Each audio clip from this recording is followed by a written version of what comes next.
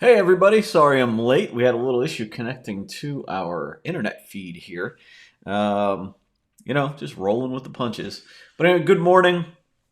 I'm Nick from Define Life, and it is now time for our daily live session to talk about how you are defining your day and focusing on what really matters to live the life that you want. I hope everybody had a great Memorial Day weekend. We did. We practiced some social distancing. We had people over our house, like one family at a time, to hang out and enjoy some friends. Pennsylvania's opening up. Our our case count is really low, but I'm still incredibly cautious about what's going on, and trying to keep a good head about this. I think what I might do as a person dealing with this is try to uh, uh, keep an eye on it locally and let everybody else go out and see what happens, and then I'll kind of go based on that. I'd rather be cautious and better safe than sorry. But for the most part, had a good time. We cooked out a lot. I cooked steaks yesterday. I cooked burgers. I cooked not all yesterday, but over the weekend I cooked burgers. What else? I mean, we grilled corn, all sorts of good stuff. Enjoyed the warm weather. It is going to be a really warm week, so we're enjoying that. Um, and yeah, just having a good time. Having a good time. Still trying to get myself organized, and I think that's really a big issue with me right now. I'm sorry, I'm trying to make sure I don't get any more phone calls in the middle of any of this. Um, I've been trying to get myself back to a good routine. So last week is probably the first week that I really been, focusing on keeping a good morning routine. Not been exhausted, but still pretty tired, still pretty worn out physically, just from the amount of work we're doing. And I've been trying to tilt that balance. Like if you can visualize the amount of work I have to do, and the amount of housework I have to do. Heavy on the housework, low on the work. Not that I don't have to do it, just that the housework has been the major priority. And I'm trying to tip those scales, and now we're a little bit more than 50-50, heading more towards work. Uh, and that feeling of going toward the urgent constantly, the urgent housework that needed to be done to organize our current situation, right?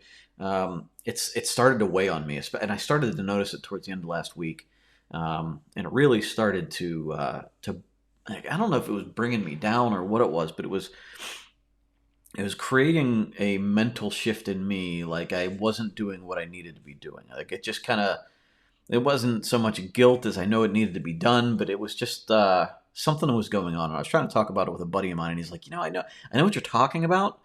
I don't know exactly what it is, but it's this feeling that like you're not doing the most important thing in your life right now. You're doing what has to happen, but you're not doing the most important thing in your life, and it's almost like not living authentically. And so there's this feeling, this overwhelming feeling that just makes you feel bad. And so I was trying to, give myself a little grace there and get through that, while also, just getting stuff done and shifting my focus a little bit. So, we're getting there. We're getting there. Good morning, Levi. Good morning, Angel. Good morning, Pam. Good morning, Sandy, Amy, Sheila. Good to see you, Sheila. Good morning, everyone. Normally don't get the opportunity to catch live events. How is everyone doing? Sheila, good to see you. Thanks for joining us. Here, let me get to the meme of the day. Um, 1 minute you're young and fun, and the next you're turning down the stereo in your car to see better. Has anybody done this? Like I've been doing this all my life. I mean, I was a teenager and I would turn down the stereo to find a story you're looking for, right? And I still do it now. And if like anybody's talking to me, like I can't have that distraction. If anybody's talking to me, I turn down the stereo. I ask them to be quiet. I need to see what I'm doing. So yeah, I don't know. It's just a focus thing. I think it's a good example of the brain not being able to focus on two things. When you're really trying to focus on something, you have to have all of the other senses turned down a little bit. And, I talk about this when, like people tend to leave TVs on while they're working, or even maybe the radio. And a lot of times that's not doing any good. It's giving your brain that little bit of feedback or that little bit of information in the background. And it's taking, like, as you're hearing things that are interesting, you might momentarily be breaking your concentration, but that really stops you from getting down to a good concentration as to whatever you're doing. I also see this with people that fall asleep to the TV. In my own experience, if I fall asleep in front of the TV, my brain, even though I'm unconscious, is still hearing the conversations. And as certain things interesting happen, I wake up a little bit and listen to it, and then I fall back asleep. And so me sleeping in front of the TV is never good, and I'm certain that that's probably happening to other people. So, it's a phenomenon that I don't think we're really aware of. It's great to have something on in the background that's distracting, as we're doing busy work. If I'm doing things like balancing my checkbook or finishing our profit and loss, or like doing our QuickBooks is one of the big things that I always have something on in the background, because it's mindless work that I don't want to really focus on. Like it would be mind numbing, and I couldn't do it if I didn't have anything going on in the background. But if I had something going on in the background, like planning a video or planning a course, or formulating a web page or advertising strategy, that sort of thing, or following instructions to repair a problem, right? Like reading a white paper, right? So that sort of thing. If I have other things I'm trying to listen to, I'm not able to do the thing I really need to do. So it's constantly pulling me off. And as we talk about multitasking, like it just makes you really inefficient. So you have to break that habit of trying to be mindless. We're almost like trying to be mindless and doing things, and that's not the right way to be. So you have to figure out, at what points do we want that distraction and what other points don't we? So Amy says she's guilty of that too, right? Yeah, yeah. I think a lot of people do that. I think a lot of people do it, turn it down the radio. So yesterday, yesterday was Memorial Day.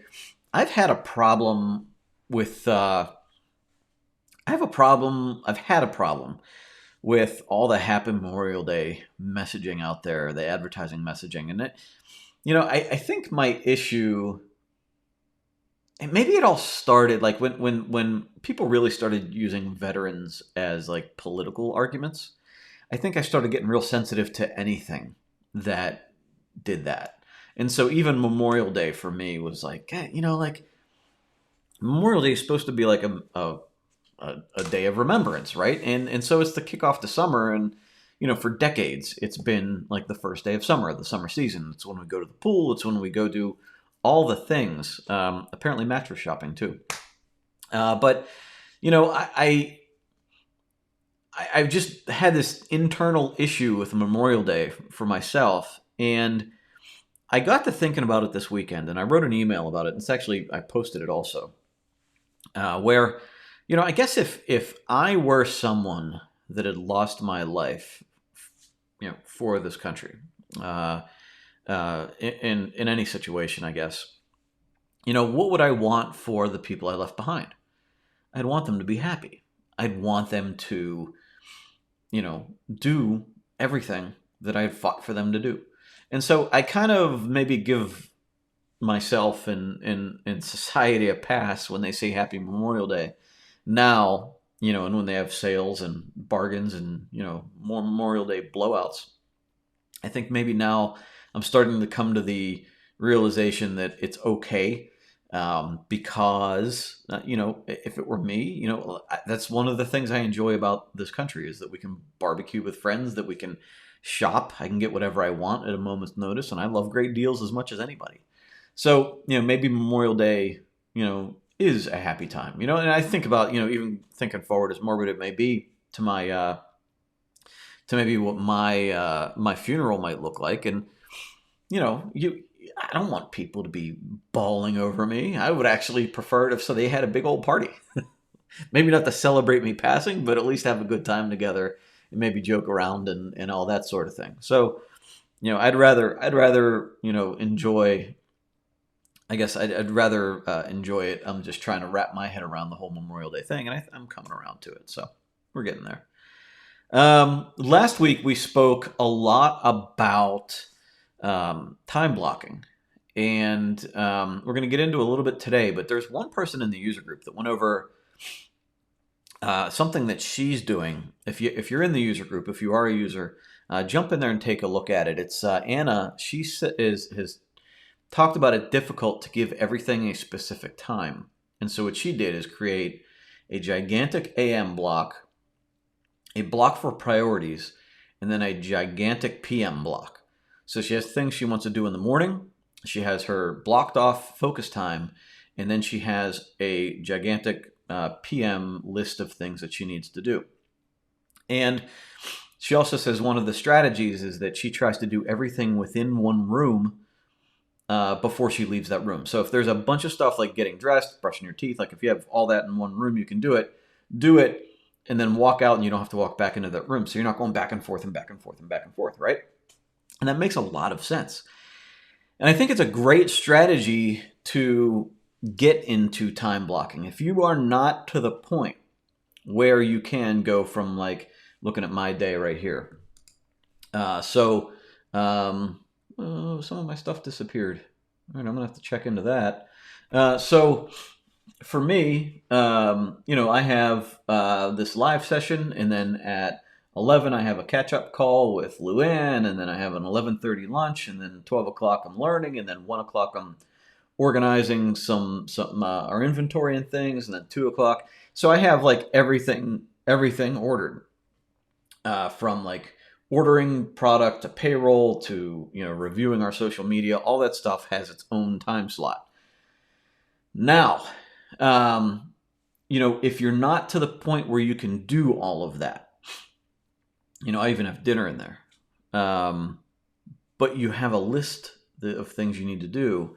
Start taking a list like that of things you want to do, say before noon or 11 o'clock, before lunch, whatever, and write all of those things down and try to put them in an order that's most efficient. And then if you can get them into that order every day, sort of like creating that ideal day we talk about, you get them into that order every day, and the more efficiently you can do them. And if something happens, you find one's not working for you, you can try to swap it out and see how it works, and then go that way. But the more you can get things in order and make it so that you're not thinking about it constantly about what do I got to do next, and just get it done. All those things that you routinely do every day. So I'm actually going to go into it right now. And I hope you don't mind, but I'm going to give a list or talk about that list of things that she has there. Oh, tell me that's not going to show up for me now. So, and you get into the feed because I wasn't prepared to go into it. Now it's not going to show up for me. Thank you, Facebook. All right, here we go. All right, so her list in the morning is make coffee, laundry, empty the dishwasher, drink more coffee, or maybe it's drink the coffee now that you made it, define my day, shower, dress, pick up bath, feed the dog, walk the dog, get mom up, set up the pills, refill mom's drinks, mom breakfast, straighten the kitchen, straighten the living room, straighten mom's room, clean off bed and nightstand, make bed, uncover bird feed and water, feed fish on certain days, and then aquarium maintenance on Saturday, right? So she has this whole list of things that she needs to do almost every morning, and then certain days she has other things to do. But these are the things that always need to be done. So she's creating like a gigantic list of habits, and she's trying to organize them into habit stacks, which is great. And the more like you get into this rhythm, you can start to see that you'll do things the same time every day. And really what you can start to do is chunk these down into those habit stacks that we talk about, where you're doing something from like 8 until 8:15 or 8:15 to 8:30, and then 8:30 to 9:30, and you'll start to get a better view of this. And you'll also see when things kind of weasel their way into your morning, how it throws off that routine. But I like that she also has that. She also has a priority and to-do time blocked off in the middle of the day. So after her morning routine is done, she's hitting that priority and to-do time, and then moving on to that PM list of things she has, like clean the kitchen after dinner, put away clothes, feed and walk the dog, feed and give mom her pills. All that stuff that happens at the end of the day. That's her kind of shutdown routine, right? But so we can start big and then start getting more granular as you get used to it, and that's okay. Um, and so as you're going forward with this, kind of look at it that way too. Like you can start broad and get more specific as you get used to it. It's small steps, right, that we always talk about. So, and that's sort of how I've been doing things too. Now I have mine more specific, but like today, as I've getting back down to business after basically a 4-day long weekend, I have a list of things that are left over from last week, and I need to figure out what I want to focus on this week, and how I want to plan it out through the week. So what I do is create a giant list of things to do, and let me go to it right now. Actually, I can kind of walk through this. So what I did is I actually put it into my to-do list page, right? And so I really don't have anything left over from last week on the to-do list. And what I did was spitball every single thing that I need to do this week, whether it was a priority or a to-do list item, and I threw it on my to-do list. And I started marking some of the things that I could delegate to somebody else. I started marking the things that need to be priorities this week that align with my monthly goals and my weekly milestones. And then I'm going to leave the other things on there that are just to-do list items. And I picked what needed to get done today as a priority. And for me, my priority, I really only have one priority today, and that is to continue getting things in order from a business perspective. So the past couple of weeks, I've been getting the house in order. Now my focus, shifting those scales, right? My focus is getting my business in order. So I am delegating a lot of things that I was doing for the house, things that I can now delegate, either because I can hire somebody to do it, or I can ask someone else to do it for me, or I can even have the kids do it. Like I've done the big stuff now, so there's all these little loose ends open, and I can't spend much more time doing them now. So other people can start taking things over. And then I'm also now reviewing all of the things that we need to be doing in our business for the next couple of weeks going forward. And one of the things is getting my office in order. So I'm still living in this office, and it's not done because I need to like buy furniture, and I'm trying to figure out. I've been hoping that as I live in this space for a couple of weeks, I'd figure out how I wanted it to flow, look, how it would work efficiently for me. And that's not working. Like nothing's smacking me in the head and go, oh, this is what you should do. So I need to be more intentional about that right now. And so now I've actually scheduled time to figure out my office. I'm going to look at some office layouts that other people have. I'm going to shop around for some furniture. I'm going to try to see what best works as far as how we're going to set up the camera in the office. One for live shots and one for pre-recorded courses or classes that we're going to do. So there's a lot of components to this that I'm trying to figure out in this space so that it works efficiently and it doesn't look messy, that everything's easily accessible for me. And it's something that now, as nothing's kind of hit me, now it's just gonna, now I need to be more intentional about it. As I don't have other emergencies saying, screaming at me, do this, do this, do this, right? So now that nothing's screaming at me at the moment, and I can offload some other things, I can be more intentional about my time. And being intentional was a huge thing for me today. As I'm sitting down sitting down in the morning, I spent a lot of time writing out this to-do list. and I spend a lot of time like trying to figure out like what I should be doing, what I should be spending my time on, and what I should not be spending my time on. Even if it costs me a little bit of money to hire somebody to do something, um, would it be far more beneficial for me to hire somebody than to waste time doing it myself? I was talking to one of my buddies last night. So we have the previous owners took some doors off of the room going from the kitchen to the den. And, there were like French doors there, and they took them off and filled in the thing. And I was telling him, I have a guy that's going to come in and do it, and it costs like $250. And he's like, man, you could do that yourself. And I said, what can happen is it'll do it myself, right? I might need to buy tools for it. I certainly need to buy screws for it. I'm going to spend a couple of hours doing it, and I'm going to hurt myself probably. And if it doesn't come out good, I'm not going to be happy. And I may end up having to hire somebody to do it anyway to fix the mistakes that I made. Whereas if I can just hire somebody to do it, and if it costs me $250, then it's over and I can do other things, right? So, whatever I value my time at, whether it's $20 an hour, $50 an hour, $150 an hour, if somebody else can do that work in 2 or 3 hours, and I don't have to buy anything else, I don't have to worry about doing it wrong, and I can go off and do other productive things, even if that thing is spend time with my kids. It just depends on where my priorities are and where my time is spent. Then it's a good decision to let somebody else handle it and do what I need to do, right? So trying to look at that, in all regards, and it helps me bring more calm to my life. And so this morning I'm sitting on the back patio. It's a nice warm morning. I'm listening to the birds. I'm filling out my thing. I define my day, my plan, and coming to that realization that I need to spend more time doing this, like being intentional, backing off. And that's what we're going to talk about in a minute here, but I want to hit the comments real quick. But that's my weekly plan where I'm at so far. Deborah says she puts on her glasses to hear better. True story. I think, again, it's like you're trying to filter out distractions, right? I get that. I hear you there.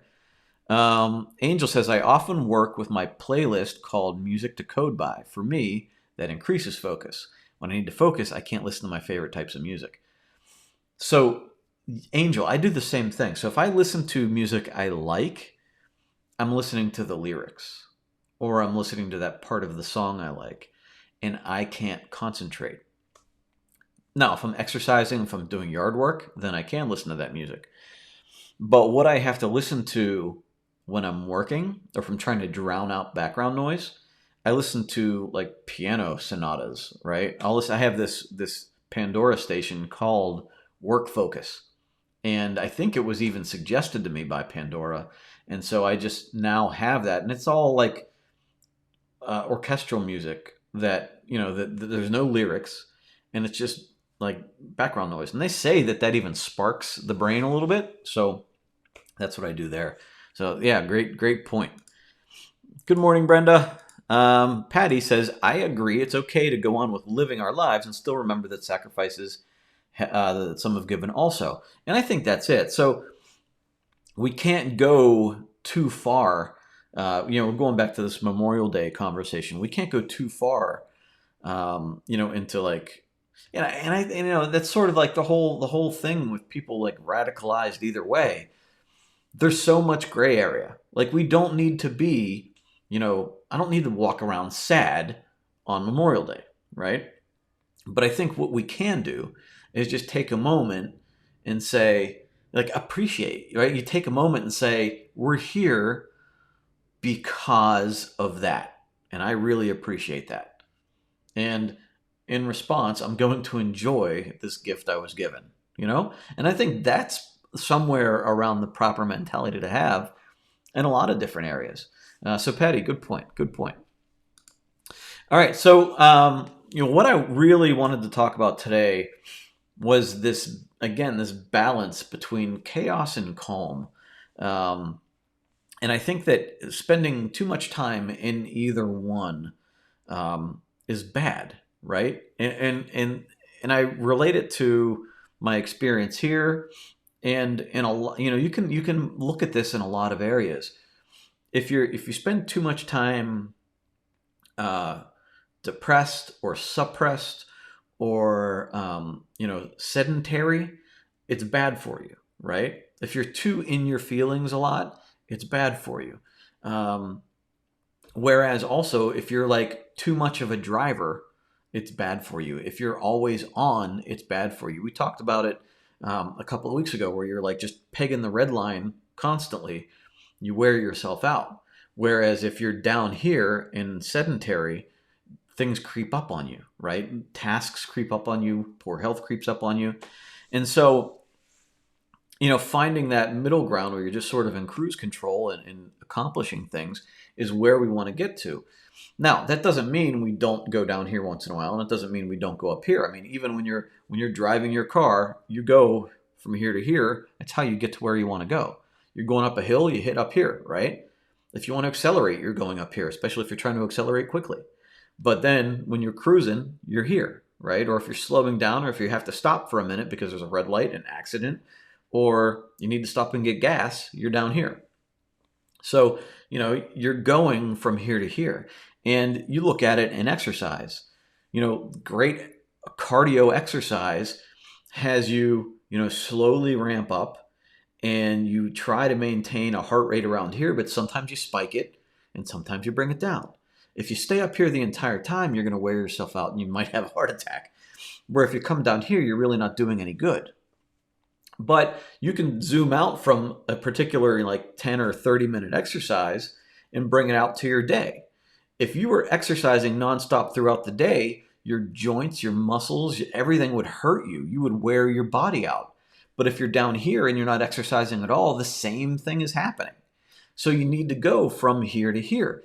And if we can bring that back to us, living our lives, we can't be up here constantly. We can't be all energy all the time, always pushing forward all the time, always chaotic, always running from one thing to another. And we can't be all the way down here, always enjoying the moment, or always, observing things, or always just sitting in our feelings, or always, vegging out and watching TV. Like, you can't be always here and you can't be always here, right? So anybody that tells you, even now in this time, like, don't be productive, like, don't focus on productivity, well, that's probably wrong, right? I mean, you can't be down here. You, again, can't try to be super productive. You have to find that, new normal everybody talks about and be somewhere around here. And a lot of people redlined really hard during all of this, and then they crashed and they're down here. But we have to come back up and find that place where we're trying to equalize where our day is going to be. And even now, like, we're 3 months into this now, and we're still trying to figure this out. And so if you're somebody that has been hanging out down here for too long, we need to get up, right? And if you're someone that's up here that's burned out now, you need to come down and rest a little bit and then find this place. And so now, as we're going forward, look, the country's starting to reopen. We're trying to figure things out. In my own life, I've been up here for a couple of weeks after being down here for a while, as we were just nervous about. So it's funny because we were nervous about, whether we were going to be able to even close on the house. We didn't know what was going on. All things were changing, right? So we're down here physically, activity wise, but we're up here mentally, And now, like, as this happened, now we've been up here physically and, mentally kind of all over the place. So we're trying to equalize all of it. And, a lot of people have been down here just sort of worried, but up here emotionally, based on what's going on right now. Other people have been, working because they're taking care of kids, they're taking care of parents. So you're up here mentally and physically. So trying to find this place in the middle where we're healthy, but also realizing that we're going to go up and down and it's going to happen. But what I think we need to be focused on right now, I think we need to be focused on, like, the areas that we've let slide.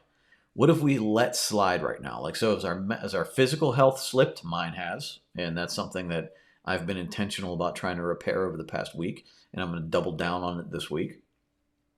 Physical health needs to improve. That's it. Has to happen. I need to be in better shape. I need to be better prepared. I need to be healthier. I want to live. Like, this can't put my whole life Like this can't screw up the rest of my life, right? So there's that. Um, and the other thing we have to think about is if like as things are easing right now, what's going to happen in the next couple of months? Like say we ease up too much, right? Say we open things up and people start getting infected again. Then what happens? We're going to be right back to where we were a couple of months ago. How prepared are you for that? Right? I mean, there's still a lot going on. I saw a headline like 19 states are actually still in the increase. Now, like we spiked in metro areas and then they've brought theirs down and it's kind of flattened out and gone across the country. So now more rural areas are popping up with this. And whatever you believe as far as how serious it is or how, not serious or whatever, is it like the flu? Is it not like the flu? We don't even need to get into that debate. The big thing we need to be worried about is, are we prepared if it goes bad again? It's like risk mitigation mode is kind of what we need to get into. So are we saving our money? Are we taking care of the things we need to take care of right now, the priorities? Are we looking forward 3 or 6 months to make sure that we have things in the proper place so that whatever happened, like what are we learning from this past couple of months?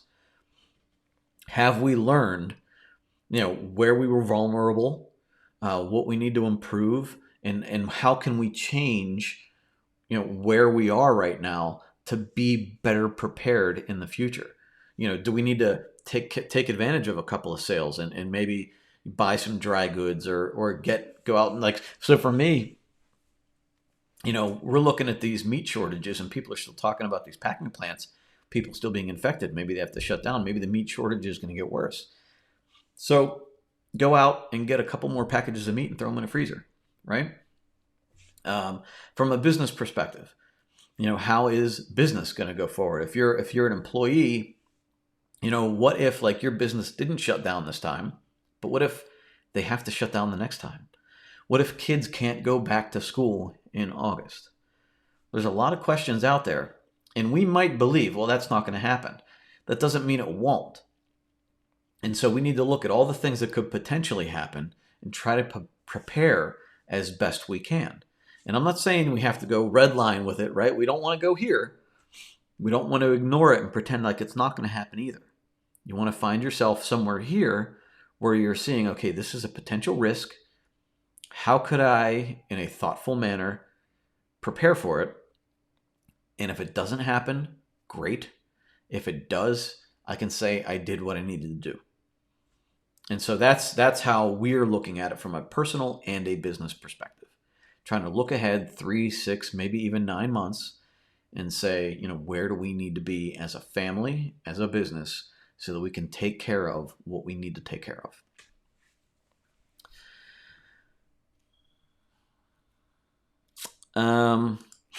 And Sheila, this is the thing that is written in the beginning of each book, and it's just such a truth. Small steps, big results, and so it goes into that like daily process of just taking those steps every day and getting further than you've ever got, because you're not wearing yourself out, you're not redlining, you're not wearing yourself out, but you're still moving forward, so you're not down here constantly. You're stepping forward, and we get that hockey stick approach, right? We get that hockey stick like results.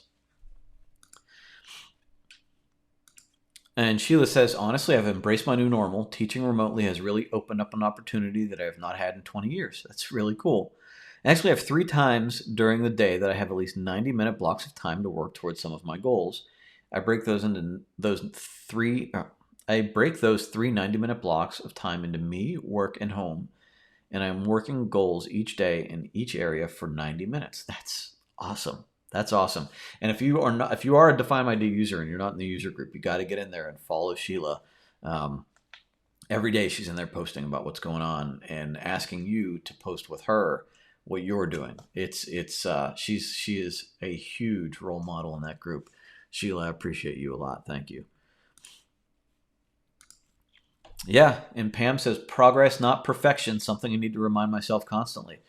Yeah, and that's like me. I look at how I've been doing things around the house, there is so much to do around here that I have just been trying to. I have a limited amount of time each day, a limited amount of energy, and so I need to pick the big things to like gobble up and get done. And it's not going to be perfect. If I try to make it perfect, it's just not going to happen. And so, or I'll get bogged down in it, and other things are going to pile up. So I just need to do the thing that has the most impact and move on to the next, and realize that I may have to circle back and touch up the finer points of that big thing that I tackled. I might have to circle back and finish it, or maybe ask somebody to help. But tackling that huge thing, I just need to get it done, right? And then once it's done, I can start moving on to the next stuff. But it has to be, progress. Like every day there has to be progress. If I let an entire day go, I'm going to fall behind and I'm going to feel terrible about it. And it has a mental strain on you. And then you have less energy to go at it the next day. So Debbie says, I'm increasing my food supply for vegan foods. My proteins are shelf stable and available. So that's very smart. And that's what I've been trying to do on our end. We've been buying more stuff that's shelf stable that can hang out in our laundry room / pantry on our shelving unit, and we can always take from it as we need it. So we buy fresh stuff now, use the fresh stuff, but we always have that shelf stable stuff should the worst thing happen. And Pamela, this is exactly it. And I touched on this last week, and I'm glad you're bringing it back around. DMD, like define my day, like living a defined life. When you own it, when you live it, when it becomes a tool, a part of your day, it really, like you integrate it into everything, and you keep bringing your focus back to these priorities, and the practice becomes who you are. And it's just not something you're doing. It's the way of life that you're living. And when it gets to be that for you, is when like things just start clicking, and it's just you're doing it instinctively.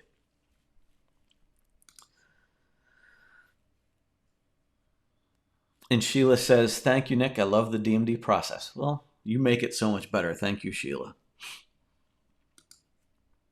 All right, so Debbie says, for me, the preparation for what is to come is risk management. Absolutely. I now have a solid inventory of my freezers, pantry, and have a garden in. I've made the decision to go forward with being more self-reliant and able to have 6 to 9 months supply of items that would normally come from a market.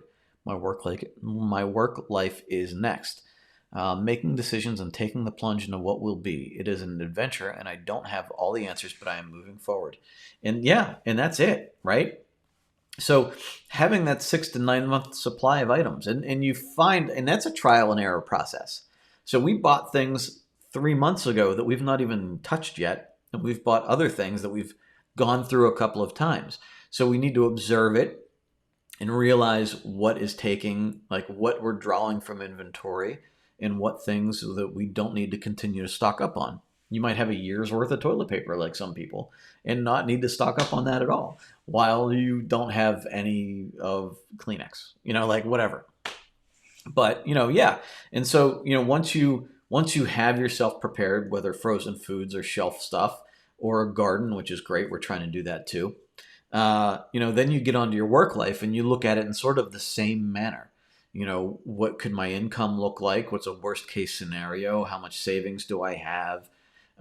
Is there anything I can do? Is there anything I can maybe sell if I have some things now that the economy is opening up a little bit? Maybe you have some items you can eBay or put on Craigslist, or things that you might be able to sell and get a couple extra bucks and put towards a little nest egg. So there's little things that you can do to try to prepare yourself a little bit better. Yeah, that's awesome, Pamela. Cool, very cool. And she says Mozart's Requiem for a Mass is my go-to project music. I don't, that's never come up on my list, so I will have to add that to my Pandora list and see what that's all about. That's pretty cool. Really cool. I like it. Um, cool. I'm going to start wrapping things up. If anybody has any questions, please ask them, and I'll get to them before we wrap it up here. Let me go through my notes real quick. So I wanted to show you this. This popped up in my meditation app. So I use, if you haven't heard me say it, I use Headspace. And so after Headspace, they give you this little thing, that kind of sums up what your meditation was. And this one was: the idea of a gentle stream can be a useful reminder on how to watch the mind. So if you think to yourself, you're picturing sitting next to a stream, and the stream is a visualization of your thoughts, like your stream of thoughts. And so, you don't want to go with the flow because you can get distracted. If you see like a stick or a leaf flowing down the stream and you focus on it and watch it the whole way down, you miss everything else that goes by. So, you don't necessarily want to go with the flow and get completely distracted. The goal in meditation is to sit back and just watch all of the thoughts, observe them and let them go, and that's it, right? And so there's almost sort of making a correlation with, like, maybe it makes me think about going with the flow in just about anything. If you get caught up in going with the flow in a social way, you are swept up in things that are outside of what you might want to do yourself. So you have to kind of take that opportunity to say, like, focus on, like, be mindful of what, you want to be doing at the moment. So don't go with the flow all the time. Observe. Other times you may want to go with the flow. It just depends. It's all a season, right? So I just thought that was an interesting little thing at the end of my meditation today. So that's all I have for today.